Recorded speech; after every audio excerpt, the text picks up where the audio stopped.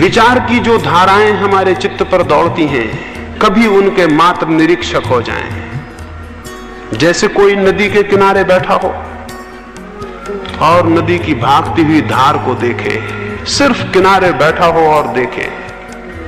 ये जैसे कोई जंगल में बैठा हो, पक्षियों की उड़ती हुई कतार को देखे, सिर्फ बैठा हो और देखे। या कोई वर्षा के आकाश को देखे और बादलों की दौड़ती हुई भागती पंक्तियों को देखे। वैसे ही अपने मन के आकाश में विचार के दौड़ते हुए मेघों को, विचार के उड़ते हुए पक्षियों को, विचार की बहती हुई नदी को चुपचाप तट पर खड़े होकर देखना है। जैसे हम किनारे पर बैठे हैं और विचार को देख रहे हैं। विचार को उन्मुक्त छोड़ दें, विचार को बहने दें और भागने दें और दौड़ने दें, और आप चुप बैठ के देखें।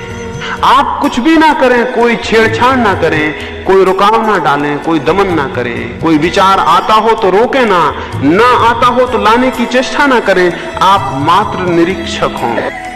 उस मात्र निरीक्षण में दिखाई पड़ता है, अनुभव होता है, विचार अलग है और मैं अलग हूं। क्योंकि बोध होता है कि जो विचारों को देख रहा है वो विचारों से पृथक होगा, अलग होगा, भिन्न होगा। और जब ये बोध होता है तो अद्भुत शांति घनी होने लगती है, क्योंकि तब कोई चिंता आपकी नहीं है। आप चिंताओं के बीच में हो सकते हैं, चिंता आपकी नहीं है। आप समस्याओं के बीच में हो सकते हैं, समस्या आपकी नहीं है। आप विचारों से घिरे हो सकते हैं, विचार आप नहीं है।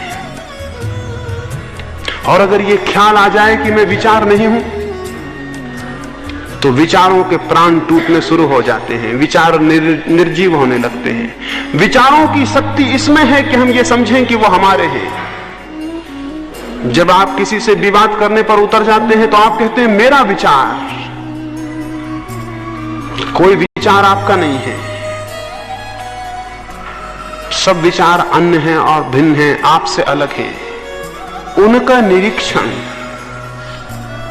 एक कहानी कहूं समझ में आए। बुद्ध के पास ऐसा हुआ था, एक राजकुमार दीक्षित हुआ था। पहले दिन ही वो भिक्षा मांगने गया था। उसने जिस द्वार पर बुद्ध ने भेजा था भिक्षा मांगी, उसे भिक्षा मिली। उसने भोजन किया, भोजन करके वापस लौटा, लेकिन उसने बुद्ध को जाके कहा क्षमा करें, वहां मैं दोबारा नहीं जा सकूंगा। बुद्ध ने कहा क्या हुआ? उसने कहा कि यह हुआ कि जब मैं गया,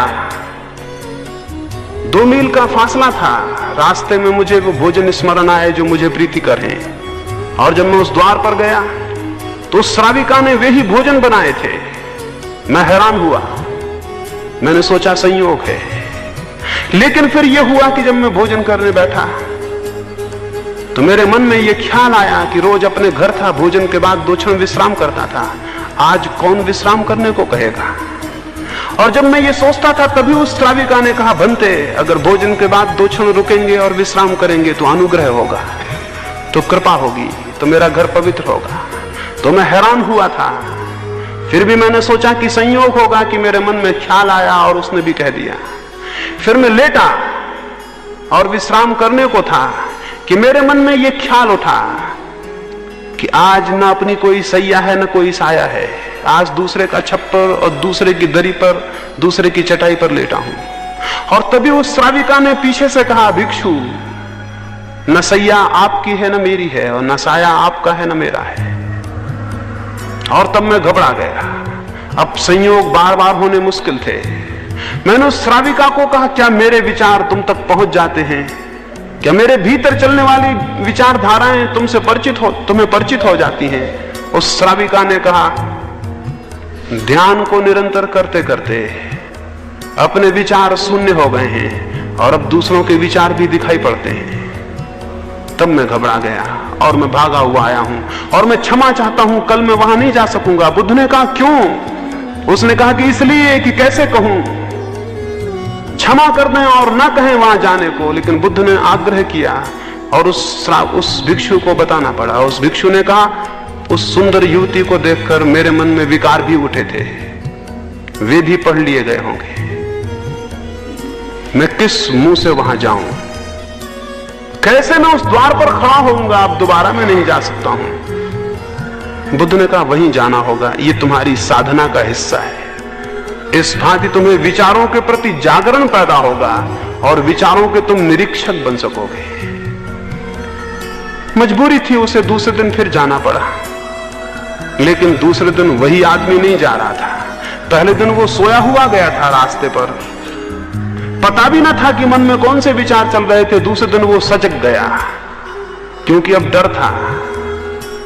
वो होश पूर्वक गया और जब उसके द्वार पर गया तो क्षण भर ठहर गया। सीढ़ियां चढ़ने के पहले अपने को उसने सचेत कर लिया, उसने भीतर आंख गड़ा ली। बुद्ध ने कहा था भीतर देखना और कुछ मत करना, इतना ही स्मरण रहे कि अनदेखा कोई विचार ना हो, अनदेखा कोई विचार ना हो, बिना देखे हुए कोई विचार निकल ना जाए, इतना ही स्मरण रखना बस।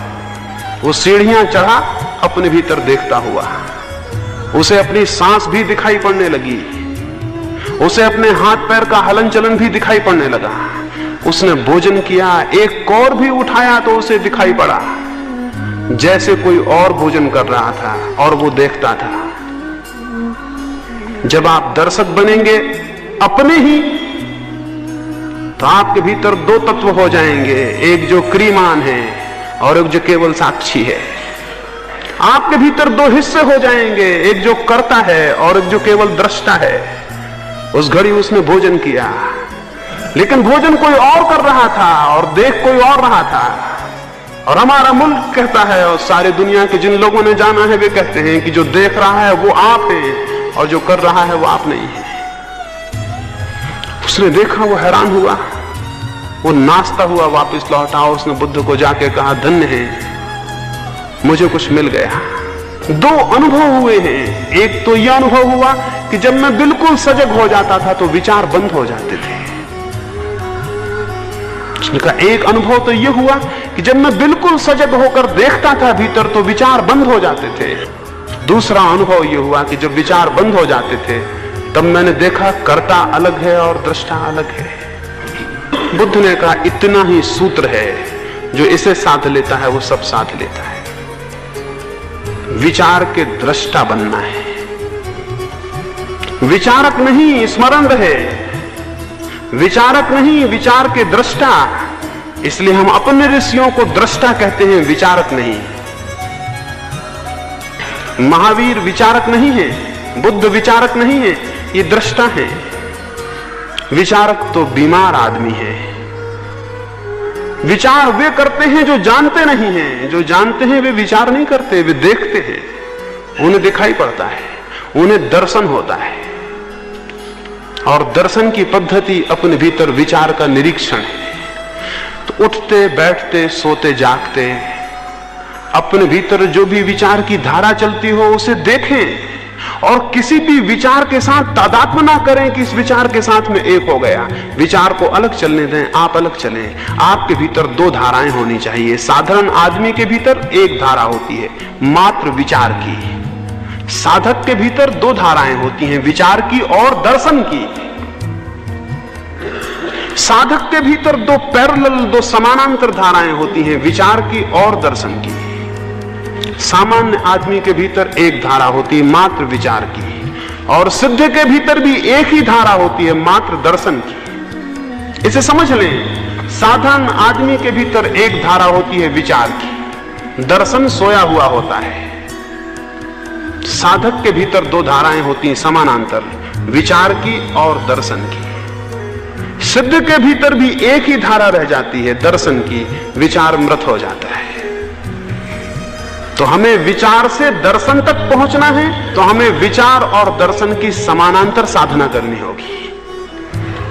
अगर विचार से दर्शन तक पहुंचना है तो हमें विचार की और दर्शन की समानांतर साधना करनी होगी। उसको मैं सम्यक निरीक्षण कह रहा हूं, उसको सम्यक स्मृति कह रहा हूं, उसको महावीर ने विवेक कहा है। विचार और विवेक, जो विचार को भी देखता है वो विवेक है। विचारक मिल जाने तो बहुत आसान है, जिनका विवेक जागृत हो वैसे लोग बहुत कठिन हैं।